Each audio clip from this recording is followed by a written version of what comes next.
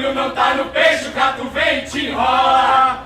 Cidade é bicho grande e solto que não cabe na gaiola. Se o olho não tá no peixe, o gato vem e te enrola. Se o olho não tá no peixe, o gato vem e te enrola. O espetáculo Navegar é fruto de um projeto que chama Projeto Navegar, que teve 1 ano e 4 meses de pesquisa com 3 grupos de crianças em 3 territórios diferentes da cidade, que buscava entender qual é o imaginário que a criança tem sobre a cidade, o que ela pensa, como ela vive, como é que ela sente a cidade. Esse projeto ele foi fomentado pela 29ª edição do Fomento ao Teatro da cidade de São Paulo.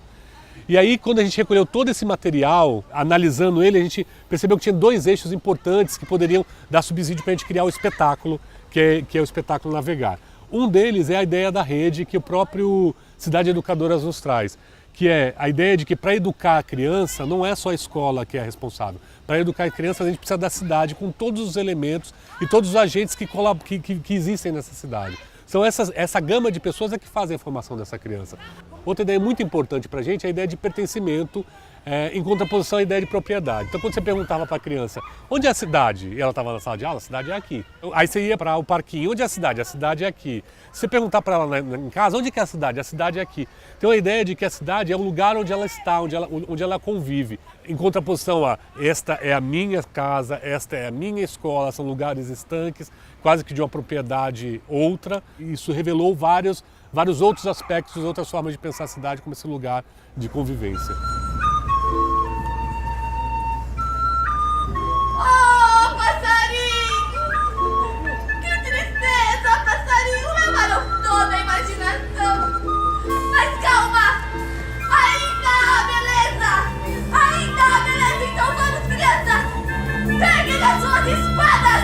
Vamos ao ataque!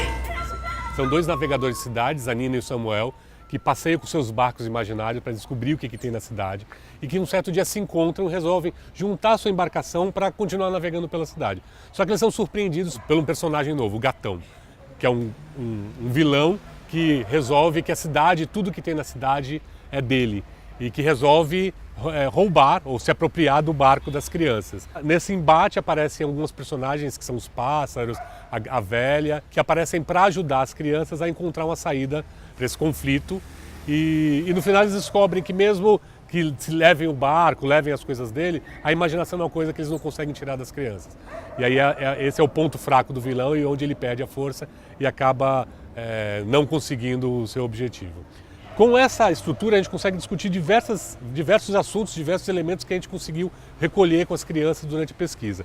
Mas mais do que isso, a gente consegue aprofundar assuntos que são importantes como a questão do poder que age sobre a cidade, que organiza a cidade, da questão da propriedade privada, da questão do direito da fala da criança. De certa forma, a gente cria um ponto de contato, de possibilidade de diálogo entre os pais e as crianças sobre o mesmo assunto. E aí os pais, de certa forma, ficam responsáveis para aprofundar ou não esse assunto, a partir do ponto de vista que eles acharem importante. Mas a gente se propõe a ser um disparadorzinho de alguns assuntos que a gente acha importante. Quero correr, quero brincar! Não pode, não pode, não. Quero falar pra pensar. Não. Navegar! Pode não ter, não. Voz! Não. Acho que também pensando nessa questão da participação das crianças, assim, durante o espetáculo tem 2 momentos que isso se revela de forma mais explícita, né, que é o momento da pintura da bandeira, do estandarte do barco, né, e também no início do espetáculo os artistas abrem o microfone para as crianças da plateia irem lá e se manifestarem, falarem o que elas querem falar, né. São formas muito simples de abrir e dar a voz, abrir a palavra para a criança dizer coisas que seja que ela queira falar, né? Então, por exemplo, quando eu fui assistir o espetáculo, começou uma coisa tipo, eu amo minha mãe, eu amo meu pai. Todas as crianças que subiram foram falar no microfone e estavam falando, eu amo minha mãe, eu amo meu pai e tal.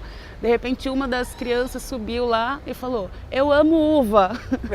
E começou todo mundo a rir. E aí isso revelou também um pouco esse sem sentido de ter que ir lá e falar que amava o pai e a mãe, que as crianças estavam só imitando por imitar, né?